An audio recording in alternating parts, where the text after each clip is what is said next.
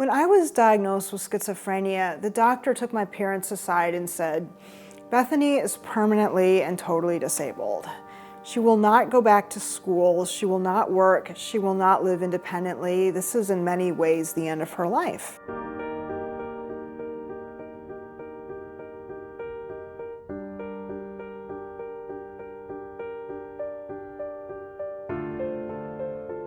My name is Bethany. I'm 42 years old and I live in the Cincinnati, Ohio area. Bethany is extremely intelligent, kind, and she's our only daughter, our precious daughter, and we love her. She loves academics, always did, even as a little girl. And then she grew to love music, and her dream was to go to college. I started at the University of Southern California in 1999. I won a scholarship to attend. I was very happy. Her grades were perfect, literally perfect. So when she went to school, we really had no concerns about those areas. I remember I was taking a class in molecular genetics and I thought that I aced the exam. It was so easy for me.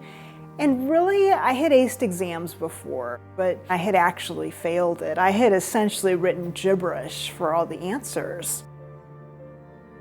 Looking back, this was my first psychotic episode. I was having serious cognitive problems as well as social problems and problems concentrating. And a few months later, I just dropped out of USC. I talked to other people who encouraged me to go and went out there for days. I actually saw her walking just past me and I called her name. And then she saw it was me, turned around and walked away, and I could do nothing. It was just devastating. I believed that I was going to make a worldwide impact, which is a little bit ridiculous. And I had this paranoid thinking that somehow my parents would stop me from making this worldwide impact. She cut us off entirely and had nothing to do with us. Until 5 years later, after a terrible journey, she became alone, entirely alone and homeless. She had become so ill that the community recognized she was in need of help. And she was taken involuntarily for psychiatric evaluation. My voices in my head were incredibly powerful. And I remember if I didn't scream like they told me to scream or hit myself like they told me to hit myself, they'd just get louder and louder and louder, and sometimes I would feel pain. Once we had her home and we were starting over, we were frustrated because the medicines weren't working. And when she finally, after like a year, got with physicians who were able to prescribe a medication that worked for her, you got her back. I mean, within a very short time, she was back at college.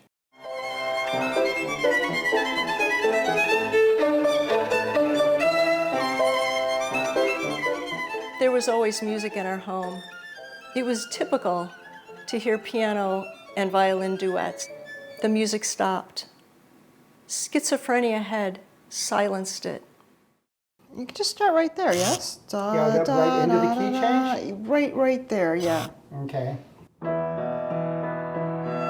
When I play the violin, it just reminds me of my recovery, because I've noticed over the years that when I was sickest, I was least interested in violin. And when I'm well, I just delight in it.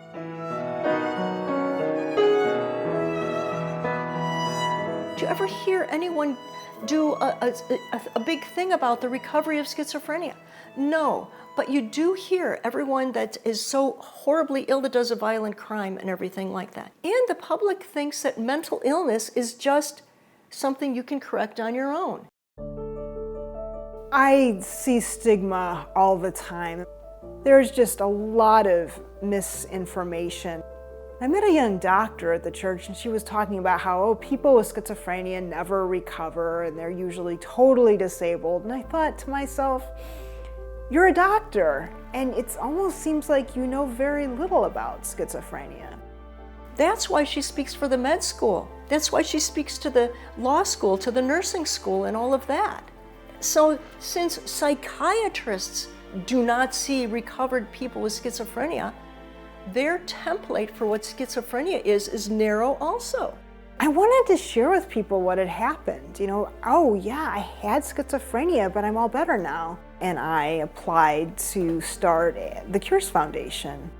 We have a checklist, everything that everyone should know on day one when they're diagnosed. That can include diet and exercise, cognitive behavioral therapy, cutting-edge medications, learning about schizophrenia. Ideally, one day we will have a drug that will improve cognition, and I really, really hope to see that during the course of my life. Bethany and I both wrote books. They're companion books. The books are an intimate look at our journey as a family through severe illness and incredible recovery. And they are meant to touch other families and to give them hope. My parents, because of their determination and their refusal to give up on my life, I was able to find a medication that brought me to full recovery. I was able to graduate from college. Today I am very busy working, and I owe that to them.